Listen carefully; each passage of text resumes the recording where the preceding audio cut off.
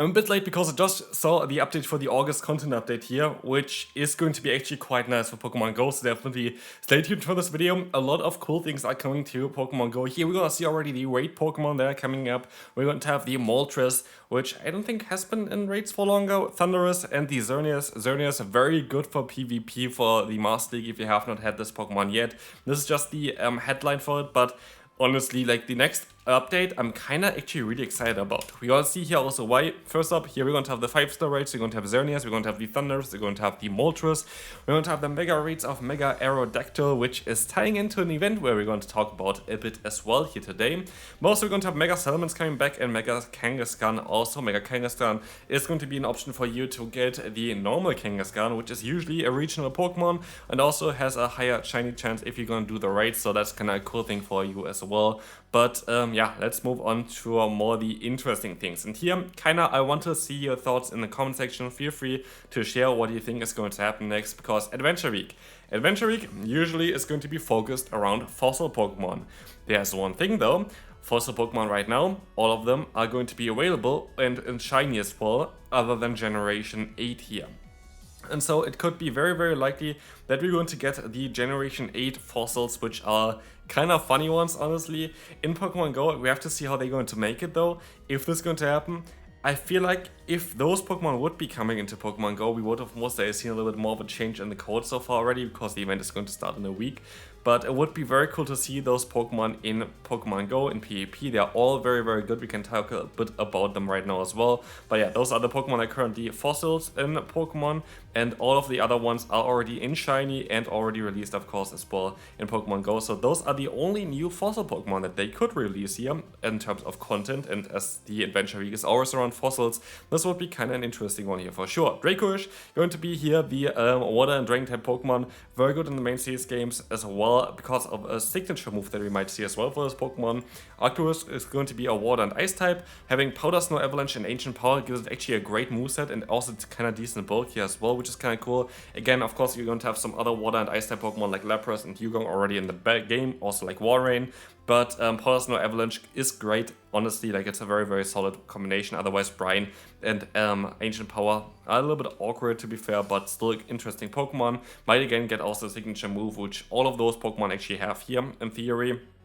Arctozolt is most likely the best offensive Pokemon that you can run right now, or just in general, because there is not a single Pokemon other than the Magnezone line that's going to be able to resist both electric as well as ice, which makes it the best attacking combination that you can go for. So you're basically always going to have at least something that can hit neutral as Pokemon. Powder Snow Avalanche again going to be great in general, and Discharge as well going to give you some decent coverage. And then there's Dracozolt having Dragon Tail, Discharge, and Ancient Power going to be an interesting one. Dragon Pulse not really ideal. And we can take a look here real quick what they can do in PvP as well. And as you're gonna see, they all have a little bit of play. They all can do something in PvP. Dracozolt, as said before, looks offensively very, very cool because they have a lot of coverage, and yeah, basically there's nothing that can fully resist everything that you have.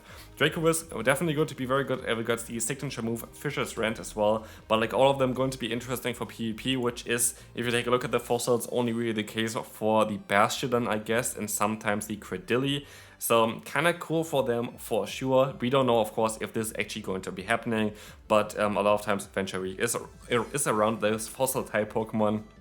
And so I wouldn't be too surprised. Also, during the Adventure Week actually is a Taken Over event. This means this is going to be another Shadow event. Means we're gonna get new Shadow Pokemon. I am kinda sad about it.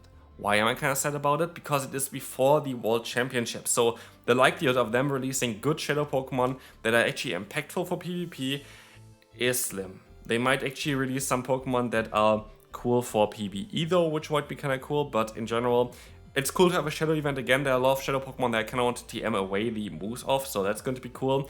We're also going to have then a Shadow Raid weekend. So we basically have 3 events in a 1 week, which is quite mad. You have the Adventure Week, we have the Adventure Week Taken Over, and we have the Shadow Raid weekend. Shadow Raid weekend very likely going to be around the Shadow Lugia as far as I know, so that's going to be an interesting one as well. But also the Shadow event coming up here is very likely going to release a new Pokemon. What Pokemon is going to be the case here? It's going to be the Shadow Rayquaza, and this is going to be the first time as well where you're going to be able to get the Shadow variant for this Pokemon for the Great League. Like, this is going to be below the level, it's usually at level 8 when you can catch it. And that is going to be quite an interesting one there, because it's going to enable a very fun legendary Pokemon, because Dragon Tail, Breaking Swipe, Dragon Ascent is a great moveset. Of course, as you can see here, 1500 average overall rating here is not great, but it's still going to be an interesting Pokemon nonetheless. As you can see, we can beat the Swampert with it. That's great.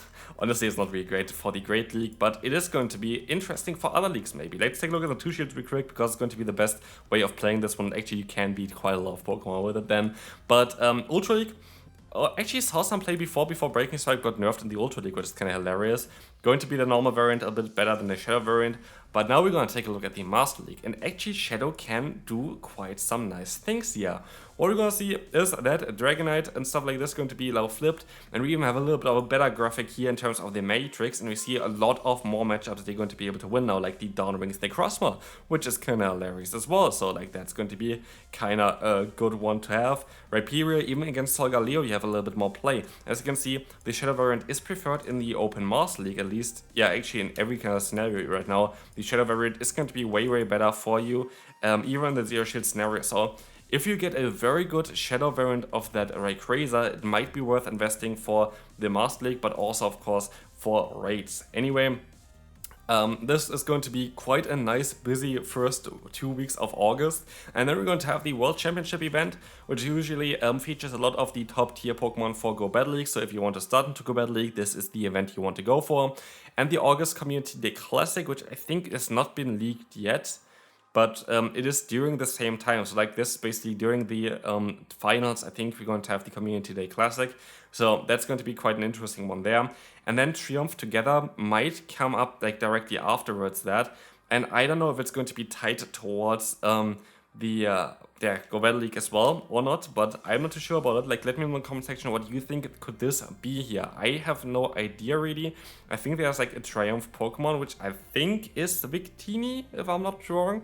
Maybe it's going to be Shiny Victini release, which would be kind of interesting, but I'm not too sure about it. August Community Day, I have a video done for that one yesterday, definitely check it out. And we're going to have a Suicune raid appearing for the weekends there again. Most likely next season we're gonna get some different Shadow raids, very likely the Regis though, which is not really ideal either. Nobody gets too much about that, I would say. But yeah, we're going to have the raid hours here as well. Moltres, Thundurus, and Xerneas, of course, and then we're going to have here at the end the Spotlight Hours. And Drillbur, of course, going to be one of the coolest Pokemon for the Master League to still have.